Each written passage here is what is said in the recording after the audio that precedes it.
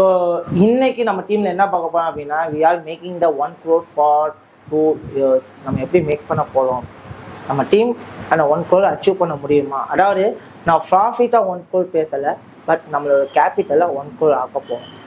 அது எப்படிங்கிறது தான் இந்த வீடியோவில் நம்ம பார்க்க போகிறோம். ஸோ இதுக்கு முன்னாடி இந்த மாதிரி கான்செப்ட் பார்த்துருப்போம், பட் இது வந்து நம்மளுடைய வியூவர்ஸுக்காகவும் ஒரு கான்செப்டாக நம்ம ரெடி பண்ணிப்போம்.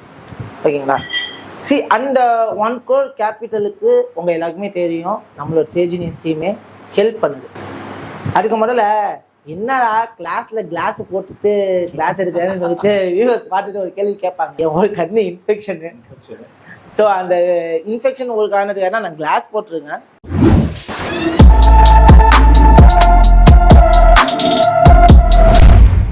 ஒன் crore மேக் பண்ண முடியுமா? அதுதான் இந்த கான்செப்டை பார்க்க போகிறோம். எஸ், கண்டிப்பாக முடியும்.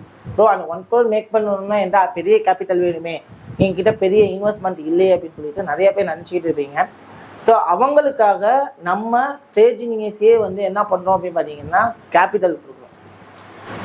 அதுக்கு முதல்ல நீங்கள் என்ன பண்ணணும் அப்படின்னா ட்ரேடிங் லேர்ன் பண்ணணும். ஸோ நிறைய பேர் நினச்சிட்டு இருக்கோம், நான் ப்ராப்பராக லேர்ன் பண்ணியிருக்கேன், நான் பெரிய ட்ரேடர் அப்படின்னு சொல்லிட்டு இருக்கோம். என்னதான் ஸ்கில் இருந்தாலும் சரி, இந்த இடத்துல யாரு நமக்கு எதிரி அப்படின்னு பார்த்தீங்கன்னா நம்மளுடைய எமோஷன் தாங்க, வேற யாருமே இல்லை. ஓப்பன் ஸ்டேட்மெண்ட் தான் இங்கே சொல்ல போகணும்னா என் ஸ்டூடெண்ட்ஸுமே அதே தான் சொல்லுவாங்க. ப்ரோ ஸ்கில்லில் எனக்கு தெரியும், எனக்கு ப்ரெடிக்ஷன் தெரியும், நான் எடுக்கிற ட்ரேடு தான் ஸ்டாப் லாஸ் அடிக்கும், ஸ்டாப் லாஸ் அடிச்சிச்சே ஆஃப்டர் 2 ட்ரேட் எடுத்து ப்ராக்டிஸ் பண்ணிட்டு 3ஆவது ட்ரேட் எடுப்போன்னு பார்த்தா 60 ஸ்டாப் லாஸ் அடிக்குது.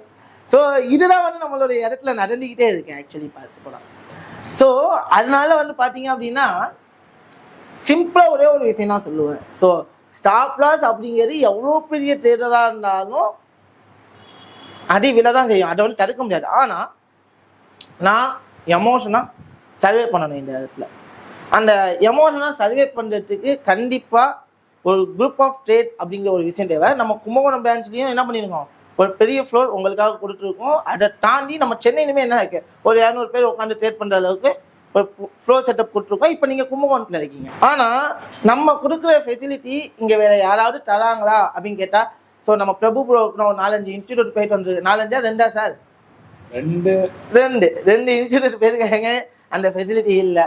ஸோ நிறைய பேர் பல இடத்துக்கு போயிட்டு தான் இந்த இடத்துக்கு நம்ம வரோம். அப்படிங்கப்போ பிகினர்ஸ் பண்ணுற ஒரு தப்பு என்ன அப்படின்னா, யார் ட்ரஸ்டபுளான ஒரு சர்வீசஸ் கொடுக்கலாம், யார் ட்ரஸ்டபுள் சர்வீஸ் கொடுக்கல, நேராக போயிட்டு ட்ரஸ்டபுள் இல்லாத சர்வீசஸை போய் அசஸ் பண்ணிட்டு அங்கே என்ன பண்ணாங்க, ஐயோ ட்ரேடிங்னா இப்படி தான் பண்ணுவாங்கன்னு நினச்சிக்கிட்டு வெக்ஸாகி வெளியில் போகிறாங்க.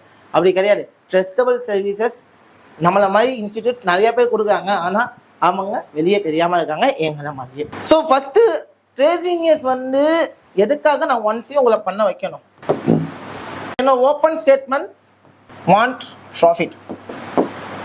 நான் ப்ராஃபிட்டுக்காக இந்த பிஸ்னஸ் பண்ணுறேன், நான் இல்லைன்னு நான் இங்கே சொல்லவே இல்லை. ஸோ ப்ராஃபிட்டுக்காக நான் பண்ணுறேன். ஆனால் இந்த ப்ராஃபிட் எனக்கு எப்படின்னா you income and than me income. நீங்களும் இன்கம் ஜென்ரேட் பண்ணும், அந்த இன்கமில் நானும் இன்கம் ஜென்ரேட் பண்ணுங்கிறதுக்காக இந்த ப்ராஜெக்ட். எவ்வளோ பேர் நீங்கள் கேள்விப்பட்டிருப்பீங்க, பட் ட்ரேடிங்ஸ் இந்த 4 வருஷ கால அடிப்படையில் வந்துட்டு நீங்கள் எங்கே வேணாலும் போய் பாருங்க, we are giving the funded அப்படின்னு நான் சொல்லுவேன். ப்ரோ நிறைய பேர் ஃபண்டட் ட்ரேடர்ஸ் உருவாக்கி இருக்கலாமே 4 வருஷத்தை கேட்டால், எஸ் எங்களால் ஸ்கில் செட்டோடு இருக்கிற ட்ரேடர்ஸை உருவாக்க முடியும். ஆனால் மைண்ட் செட்டை யார் கண்ட்ரோல் பண்ணுறாலோ அவங்க தான் இங்கே ஒரு ப்ராஃபிட்டபிள் ட்ரேடராக ஆவாங்க. இப்போ ஓப்பனாக சொல்கிறேன், நம்ம ஸ்டூடெண்ட்ஸ் ஒரு 10 ட்ரேட் எடுக்கிறாங்கன்னா கண்டிப்பாக 7லேருந்து 8 ட்ரேட் கண்டிப்பாக சக்ஸஸ் பண்ணுவாங்க. ஆக்சுவலி நான் 7-8 இல்லை, 40% அக்யூரஸியோடு நம்ம ஸ்டூடெண்ட்ஸ் கண்டிப்பாக சக்ஸஸ் ரேட் இருக்கும்.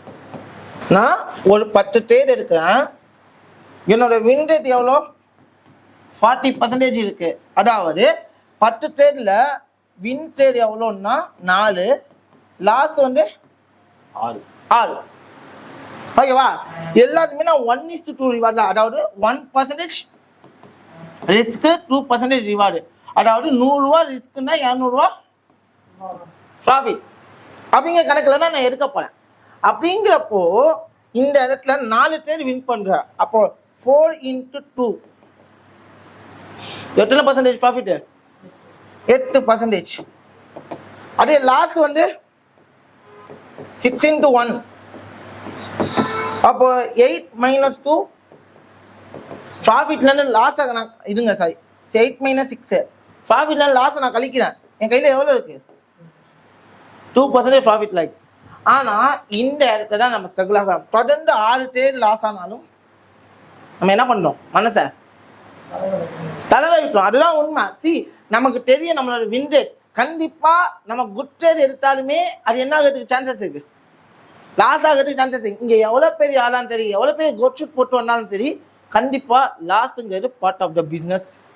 எல்லாருக்கும் தெரிஞ்சுக்கணும். இங்கே லாஸே இல்லாமலாம் ட்ரேட் எடுக்கவே முடியாது. இங்கே லாஸே இல்லாமல் 100% என்ன சக்ஸஸ் ரேட் அப்படின்னா இங்கே எல்லாமே கோடியில் ப்ராஃபிட் பண்ணியிருக்கலாமே. இப்போ இன்க்ளூடிங் மீ, நான் 10 ட்ரேட் எடுத்து 10 ட்ரேட் வின்னும் பண்ணியிருக்கேன், 10 ட்ரேட் எடுத்து 10 ட்ரேட் லாஸும் பண்ணியிருக்கேன். ஸோ அதனால் நான் தொடர்ந்து 10 ட்ரேட் வின் பண்ணுறேன்னு சொல்லிட்டு என்னோட வின் ரேட் 100% சொல்ல முடியாது. யாராலையும் சொல்ல முடியாது. யாராலையுமே மார்க்கெட்டோட சைக்காலஜி, மார்க்கெட்டில் இருக்கிற ஹியூமன்ஸோட எமோஷன்ஸை அண்டர்ஸ்டாண்ட் பண்ண முடியாது. ஏன்னா market running with human emotions இது எல்லாமே இருக்கு. புரியுதுங்களா?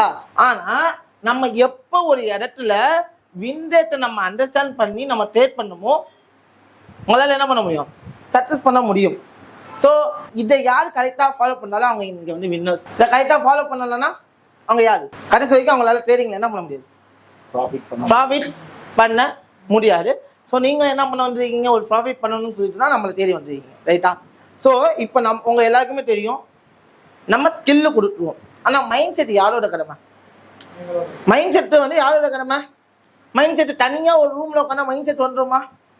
99.9% ட்ரேடர்ஸ் வந்து லாஸ் தான் பண்ணுறாங்கன்னு சொல்கிறாங்க ரிப்போர்ட்டில். பாக்கி அந்த 0.01% ட்ரேடர்ஸ் தான் வின் பண்ணுறாங்க. அவங்க சக்ஸஸாக இருக்கிறதுக்கு காரணம் ஃபர்ஸ்ட் இருக்கிறது மைண்ட் செட்டு. ஏன்னா ஸ்கில்லுங்கிறது ஈஸியாக கொண்டு வந்துடலாம். ஸ்கில்லு ஒரு மேட்டரே கிடையாது. மார்க்கெட்டை ப்ரெடிக்ட் பண்ணுறது ஒரு மேட்டரே கிடையாது. ஏன்னா இதில் 2 விஷயம் இருக்குங்க, ஃபோமோ ஜோமோ. என்ன ஃபோமோ ஜோமோன்னா, ஒன்று ஃபியர் ஆஃப் மிஸ்ஸிங் அவுட்டு, இன்னொன்று ஜாய் ஆஃப் மிஸ்ஸிங் அவுட்டு.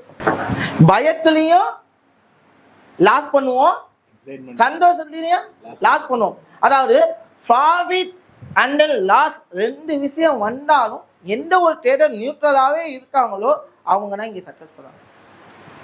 இந்த 2 விஷயத்தையுமே கண்ட்ரோல் பண்ண கற்றுக்கணும். Fear and Joy. எப்படி இருந்தாலும் சரி, நான் எப்படி இருக்கணும்?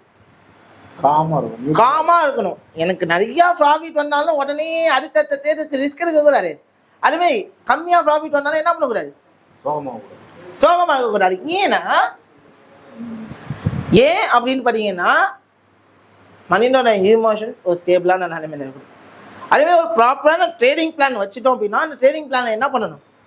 ஃபாலோ பண்ணணும், ஸ்டிக் பண்ணணும். இதெல்லாமே மனிதனுடைய எமோஷனை கண்ட்ரோல், ரைட்டா?